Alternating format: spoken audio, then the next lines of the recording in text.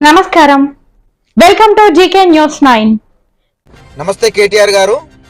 ఈరోజు ఇందిరా పార్క్ దగ్గర మీరు ఢిల్లీలో ఉన్న జంతర్ మంతర్లో ఏదైతే నిరసన చేసిరో విద్యార్థులకు అండగా పోయి మీరు ఈరోజు ఇందిరా పార్క్ దగ్గర నిరసన చేస్తున్న యువకులకు సపోర్ట్గా మీరు వెళ్ళిర్రు. చాలా సంతోషం. ఒక క్వశ్చన్ సూటిగా మిమ్మల్ని అడగాలనుకుంటున్నా.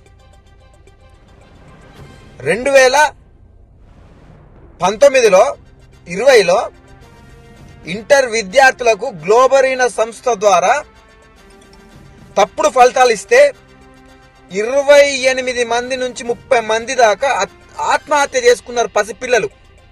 దానికి ఆ రోజు మీరు ఎందుకు స్పందించలేదని అడుగుతున్నా. అప్పుడు మీరు ఎందుకు రాజీనామా చేయలేదని అడుగుతున్నా. ఎవరైనా అపోజిషన్ ఉన్నప్పుడు తప్పు చేస్తే బోబో అని ప్రతి ఒక్కరు మొరగడం అలవాటైంది. ప్రతి ఒక్కరికి తన ఉన్న శాఖలో ఏదైతే అధికార పక్షంలో ఉన్నప్పుడు తప్పు చేస్తే అదే తల్లిదండ్రులు ఎంతమందిని మీరు కొట్టించిర్రు. నిరసనలు చేస్తున్న ఎంతమందిని పోలీసులతో మీరు కొట్టించిర్రు. యువకులను ఎంతమందిని కొట్టించిర్రు. 10 సంవత్సరాలు మీ పాలనలో ఎప్పుడైనా యువకుల గురించి ఆలోచించిర్రా? జాబ్ క్యాలెండర్ ఇచ్చిర్రా? నోటిఫికేషన్ వేసిర్రా?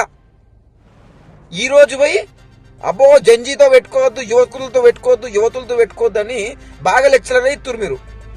మిమ్మల్ని కానీ, మీ పార్టీని కానీ, టిఆర్ఎస్ పార్టీని కానీ, బీజేపీ పార్టీని కానీ, కాంగ్రెస్ పార్టీని కానీ, ఏ పార్టీని కూడా యువకులు నమ్మద్దు, యువతులు నమ్మద్దు.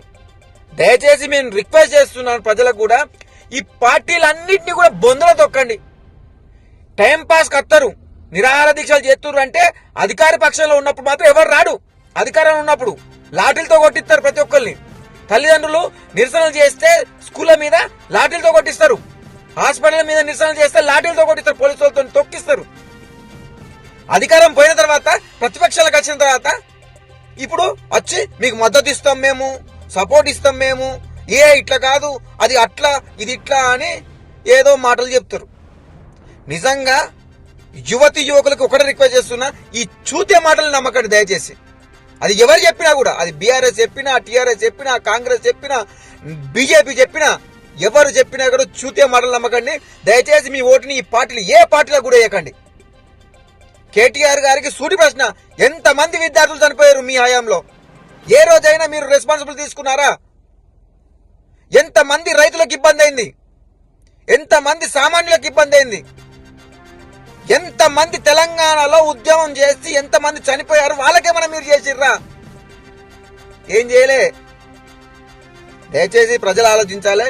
కేటీఆర్ గారు, ఇది తప్పు మీరు చెప్పేది. మీరు అక్కడ కొనేపోవద్దు, మీకు ఆ అర్హత కూడా లేదు. ఎందుకంటే మీ కాలంలో ఇంటర్ విద్యార్థులు పసిపిల్లలు 30 మంది చనిపోతే వాటి మీద మీరు స్పందించలేదు.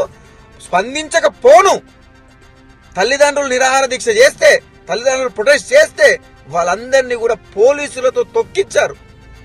ఒక నియంత్రణ పాలన చేశారు మీరు. కాబట్టి మీకు అర్హత లేదని కోరుకుంటూ, జై హింద్, జై భారత్, మీ భారతీయుడు కోట శ్యామ్ కుమార్. ఈ వీడియో మీకు నచ్చినట్లయితే లైక్ బటన్ క్లిక్ చేయండి. మరిన్ని వీడియోలను పొందడానికి దయచేసి సబ్స్క్రైబ్ చేయండి.